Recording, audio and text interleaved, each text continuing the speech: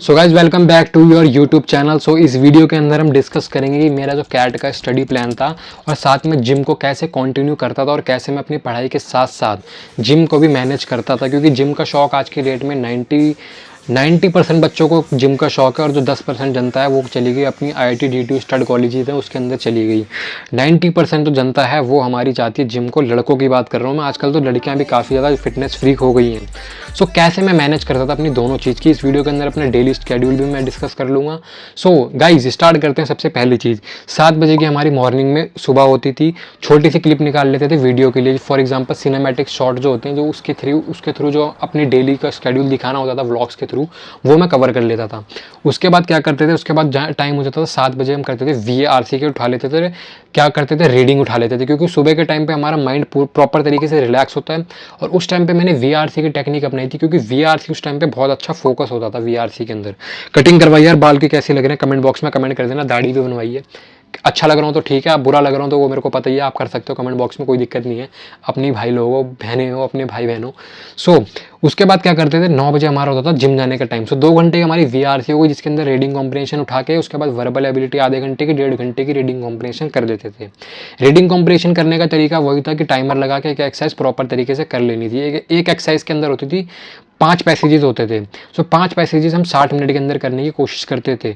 और मैं बात कर लूँ कि एवरेज आपको 10 से 12 मिनट मैक्सिमम आपको एक पैसेज करना है कैट के पेपर के अंदर। सो इसकी प्रैक्टिस आपको धीरे धीरे डालती रहनी चाहिए, क्योंकि एक पैसेज करने के अंदर आपके 10 और मैक्सिमम 12 मिनट से ज़्यादा अगर लग गए, सो आपका कैट का पेपर के अंदर VARC सेक्शन तो ठुकेगा, साथ के साथ DILR भी ठुक जाएगा और क्वांट भी ठुक जाएगा। क्योंकि एक गलत हुआ, एक सीढ़ी से गिरेंगे तो दूसरी सीढ़ी पर संभालना हो जाता है, बट चांसेस ये होते हैं कि उस पर भी गिरेंगे। उसके बाद 9 बजे हमारा जिम का टाइम हो जाता था। 9 बजे जिम जाने के बाद 11 बजे तक मैं घर आता था जिम से। फिर अपना डाइट वगैरह लेने के बाद थोड़ी देर सो जाता था 1 घंटे के लिए। फिर उसके बाद 1 बजे हम उठते थे, उसके बाद थोड़ी सी प्रिपरेशन करते थे, पढ़ाई कर लेते थे, तो थोड़ा रिविजन जा कोचिंग में जो पढ़ाया जाता था वो पढ़ के उसके बाद कोचिंग जाने का टाइम हो जाता था। सो कोचिंग हमारी होती थी 3 बजे, मैं निकल जाता था यहाँ से। कोचिंग निकल के यहाँ से निकलने के बाद कोचिंग हमारी स्टार्ट हो जाती थी 4 बजे के आसपास।